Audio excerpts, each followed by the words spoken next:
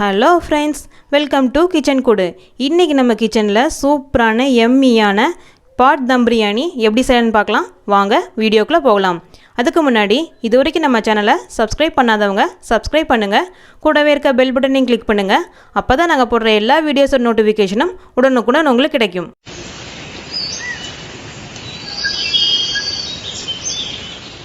பாட் பிரியாணி செய்கிறதுக்கு 1/2 kilo chicken நல்லா clean பண்ணி கழுவி எடுத்து வச்சுருக்கேன். இப்போ நம்ம பிரியாணி செஞ்சு எடுத்துக்கலாம். பிரியாணி பண்ணுறதுக்கு இப்போ நம்ம ஆனியனை வறுத்து எடுத்துக்கலாம். அதுக்கு 2 டேபிள் ஸ்பூன் எண்ணெய் சேர்த்துக்கோங்க.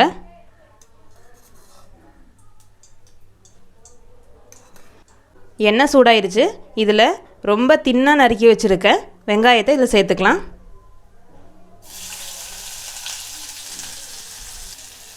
இது நல்லா வணக்கி விட்டுக்கலாம். வெங்காயம் கோல்டன் ப்ரௌன் ஆகணும்.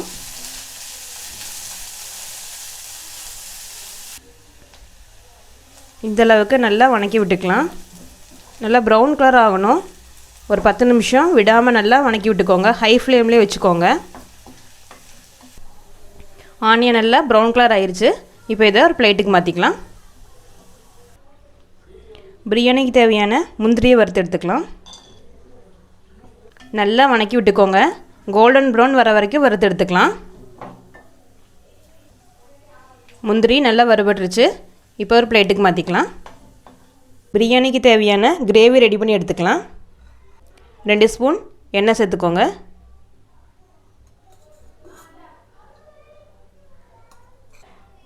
ஒரு டீஸ்பூன் நெய் சேர்த்துக்கலாம்.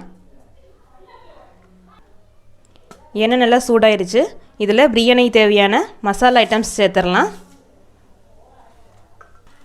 எல்லாத்தையும் நல்லா வதக்கி விட்டுக்கோங்க. மசாலா நல்லா வறுபட்டதுக்கப்புறம் மீடியம் சைஸ் வெங்காயம் சின்னதாக கட் பண்ணி வச்சுருக்கேன். அதில் சேர்த்துக்கலாம்.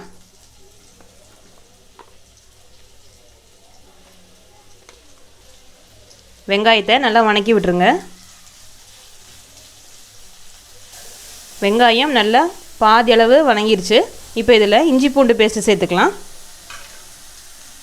1 டீஸ்பூன் இஞ்சி பூண்டு பேஸ்ட் சேர்த்துக்கோங்க.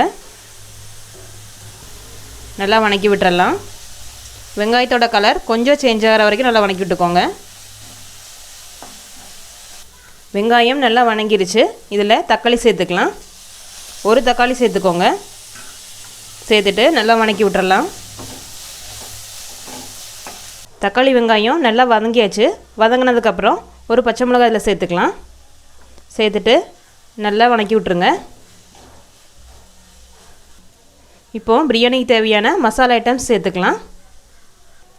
1/2 டீஸ்பூன் மிளகாய்த்தூள், 1 டீஸ்பூன் மல்லித்தூள், 1/4 டீஸ்பூன் மஞ்சள் தூள் சேர்த்துக்கோங்க. கூடவே 1 டீஸ்பூன் பிரியாணி மசாலா சேர்த்துக்கலாம். சேர்த்துட்டு எல்லாத்தையும் ஒரு தடவை நல்லா வதக்கி விட்டுருங்க. மசாலாவோட ராஸ்மெல்லாம் போயிடுச்சு. இதில் நம்ம கழுவி க்ளீன் பண்ணி வச்ச சிக்கனை சேர்த்துக்கலாம். 1/2 கப் தயிர் சேர்த்துக்கோங்க. எல்லாத்தையும் நல்லா கிளறி விட்டுக்கோங்க. நல்லா கலந்து விட்டாச்சு. இதில் 1 கப் தண்ணி சேர்த்துக்கலாம். தண்ணி சேர்த்துட்டு சிக்கனுக்கு தேவையான உப்பு சேர்த்துக்கோங்க. நல்லா கலந்து விட்டுறலாம். 1 கைப்பிடி அளவு புதினா கட் பண்ணி வச்சுருக்கேன். அதையில் சேர்த்துக்கலாம். கூடவே கொஞ்சமாக மல்லித்தழை கட் பண்ணி வச்சுருக்கேன். அதையும் சேர்த்துக்கலாம்.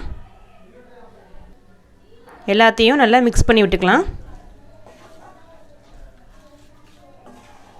மீடியம் ஃப்ளேமில் வச்சுக்கோங்க. நல்லா மூடி வச்சுக்கலாம். 10 நிமிஷம் நல்லா வேகட்டும். 5 நிமிஷம் ஆயிடுச்சு. எப்படி இருக்குன்னு எடுத்து பார்க்கலாம். கிரேவி சூப்பராக கிடச்சிருக்கு. இப்போவே பிரியாணி ஸ்மெல் வர ஆரம்பிச்சிருச்சு. இப்போது ஸ்டவ் ஆஃப் பண்ணிக்கலாம். பிரியாணிக்காக கிரேவி ரெடி பண்ணி எடுத்துட்டோம். இப்போ ரைஸ் ரெடி பண்ணிக்கலாம். இந்த மாதிரி பாத்திரத்தில் கொஞ்சமாக தண்ணி சேர்த்துக்கலாம். அதில் 2 துண்டு பட்டை சேர்த்துக்கோங்க. 2 கிராம்பு, கொஞ்சமாக புதினா இலை சேர்த்துக்கலாம். 2 பீஸ் ரம்ப இலை சேர்த்துக்கோங்க.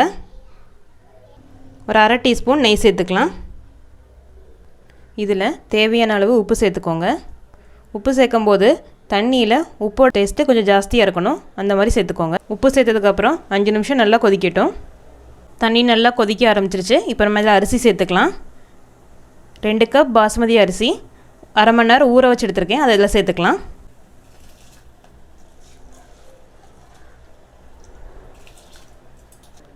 அரிசி சேர்த்ததுக்கப்புறம் ஹை ஃப்ளேமில் வச்சு 10 நிமிஷம் நல்லா கொதிக்கட்டும். நமக்கு 70% அரிசி வெந்தால் போதும். 10 நிமிஷம் ரைஸ் நல்லா கொதிக்குது, 70% குக் ஆயிடுச்சு. இப்போ இதை தண்ணியே இல்லாமல் வேறு பாத்திரத்துக்கு மாற்றிக்கலாம்.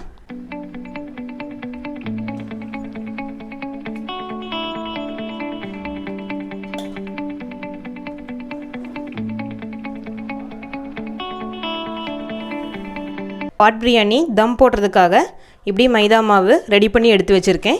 இப்போ நம்ம இதை கவுண்டர் டாப்பில் போட்டு விரித்து எடுத்துக்கலாம். கொஞ்சமாக மாவு இப்படி தூவி விட்டுக்கோங்க. இப்போ இதை நம்ம நல்லா விரித்து எடுத்துக்கலாம்.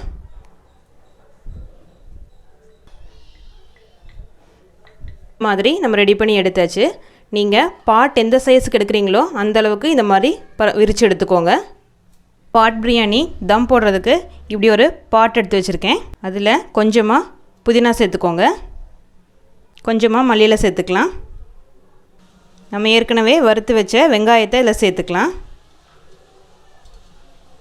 நம்ம ரெடி பண்ணி வச்ச சிக்கன் கிரேவியில் சேர்த்துக்கலாம். சிக்கன் சேர்த்ததுக்கப்புறம் நம்ம ரெடி பண்ணி வச்ச ரைஸ் அதில் சேர்த்துக்கலாம். திரும்பவும் நம்ம ரெடி பண்ணி வச்சுருந்த கிரேவி அதில் சேர்த்துக்கலாம். இதே மாதிரியே ஒவ்வொரு லேயராக சேர்த்து எடுத்துக்கோங்க.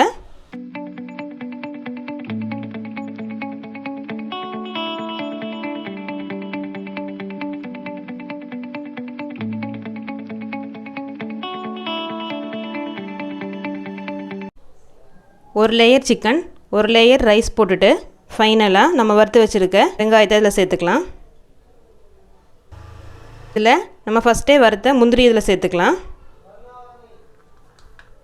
நீங்கள் விருப்பப்பட்டீங்கன்னா கேசரி பவுடரை தண்ணியில் கொஞ்சமாக கலந்து இதில் கொஞ்சமாக சேர்த்துக்கலாம். நான் இன்றைக்கி சேர்க்கலை.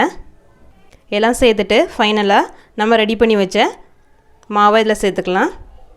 இந்த மாதிரி ஃபுல்லாக கவர் ஆகிற மாதிரி இப்படி ஒட்டி விட்ருங்க. இந்த மாதிரி நம்ம ரெடி பண்ணி வச்சுட்டோம். இப்போ ஸ்டவ்வில் வச்சுக்கலாம். இதில் கொஞ்சமாக நெய் வச்சுக்கலாம். ஸ்டவ் ஆன் பண்ணி மீடியம் ஃப்ளேமில் ஒரு 5 நிமிஷம் இப்படி வச்சுக்கோங்க. பாருங்கள், ஓரங்கள்லாம் நல்லா பொங்கி வந்துட்டுருக்கு மாவு. இது ஃபுல்லாக பொங்கி வரும். அப்போ நம்ம அடுப்பை ஆஃப் பண்ணிக்கலாம். பாருங்கள், மாவு நல்லா பொங்கி இது வழியாக ஆவி வந்துட்டுருக்கு. நல்லா மணமாக இருக்குது. பிரியாணியோட ஸ்மெல் நல்லா வந்துடுச்சு. இப்போ ரெடி ஆயிடுச்சு. ஸ்டவ் ஆஃப் பண்ணிக்கலாம். இப்போ இந்த மாவை கட் பண்ணி எடுத்துக்கலாம். இந்த மாதிரி ஃபுல்லாக கட் பண்ணி எடுத்துக்கோங்க. இப்போது இதை ஒரு பிளேட்டுக்கு மாற்றிக்கலாம். சூடாக இருக்கும், கொஞ்சம் கவனமாக தட்டிக்கோங்க. இப்போ ஒரு கரண்டி வச்சு நம்ம எல்லாத்தையும் எடுத்து விட்டுறலாம். பாருங்கள், சூப்பராக கிடச்சிருக்கு. அந்த ரைஸ் கிரேவி எல்லாம் சேர்ந்து சூப்பரான பிரியாணி நம்ம கிடச்சிருக்கு. இந்த பாட்டோட ஸ்மெல்லும் பிரியாணி ஸ்மெல்லும் சேர்ந்து வேறு லெவலில் இருக்குது. ஹோட்டலில் கிடைக்கிற அதே பிரியாணி நம்ம வீட்டிலே ரெடி ஆயிடுச்சு. பாட் தம் பிரியாணி ரெடி ஆயிடுச்சு. நீங்களும் இதை வீட்டில் ட்ரை பண்ணி பாருங்கள், ரொம்ப நல்லாயிருக்கும். இந்த டிஷ் உங்களுக்கு பிடிச்சிருந்தா லைக் பண்ணுங்கள், ஷேர் பண்ணுங்கள், கமெண்ட் பண்ணுங்கள். இது வரைக்கும் நம்ம சேனலை சப்ஸ்கிரைப் பண்ணாதவங்க சப்ஸ்கிரைப் பண்ணுங்கள். கூடவே இருக்க பெல் பட்டனையும் கிளிக் பண்ணுங்கள். அப்போ தான் நாங்கள் போடுற எல்லா வீடியோஸோட நோட்டிஃபிகேஷனும் உடனுக்குடன் உங்களுக்கு கிடைக்கும். தேங்க்யூ.